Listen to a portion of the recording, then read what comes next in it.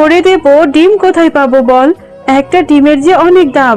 তোর বাবা আসলে তোর বাবাকে বলবো তোকে একটা ডিম এনে দেবে। এখন খেয়ে নে মা। তুমি সবসময় একই কথা বলো। আমি খাবো না ডাল ভাত, আমাকে ডিম ভাজি না দিলে আমি খাবো না। আমি ডিম নিয়ে এসে তবে ভাত খাবো। মিনা, কোথায় যাচ্ছিস মা? আরে খাবারটা তো খেয়ে যা। এই মেয়েটাকে নিয়ে যে কি করি, আমাকে একটু ভালোবাসে না। রোজ রোজ আমাকে বলে আমাকে ডিম ভাজি করে দেবে। ডাল ভাত কি রোজ রোজ ভালো লাগে? আজকে ডিম ভাজি না হলে আমি ভাতই খাবো না, আর বাড়িতেও যাব না।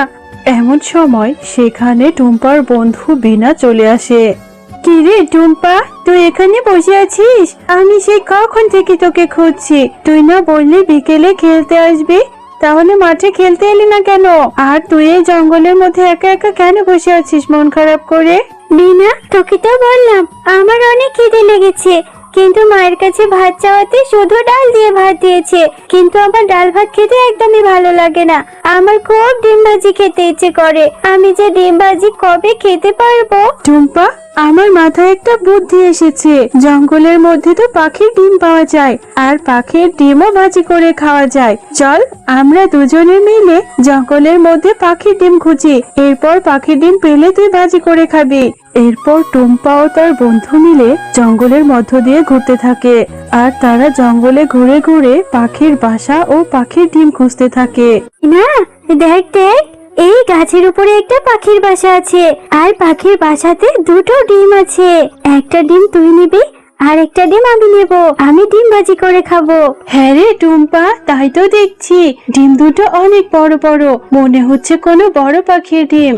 চল আমরা এই ডিম দুটো নিয়ে যাই। হ্যাঁ, তুই ঠিকই বলেছিস। এই ডিমটা নিয়ে তারপর বাড়ি গিয়ে ভাজি করে ভাত দিয়ে খাবো। চল আমরা দুজন এখন এই ডিমটা নিই, তুই গাছ থেকে ডিমটা পেড়ে নে।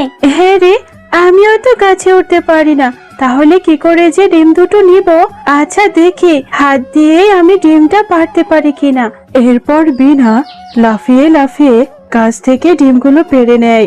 হ্যাঁ আমা, এই ডিম দুটো আমাকে ভাজি করে দাও না। আমি কত কষ্ট করে সেই জঙ্গলের মধ্য দিয়ে ঘুরে ঘুরে একটা পাখির বাসায় এই ডিম দুটো পেয়েছি। আমি আর বিনা মিলে পেরেছি। এই ডিমটা ভাজি করে দাও আমাকে। টুম্পা, এটা তুই কি বলছিস? তুই পাখির বাসা থেকে ডিম নিয়ে এসেছিস? পাখির বাসায় কিসে ডিম পেড়েছে?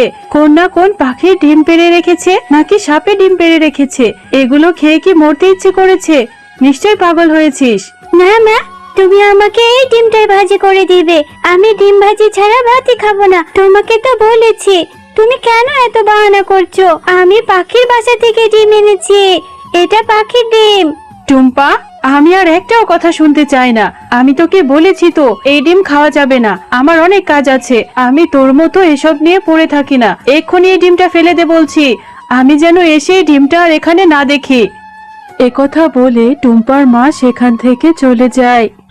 মা তো বললো ডিমটা ফেলে দিতে, কিন্তু আমি কত শখ করে ডিমটা এনেছি।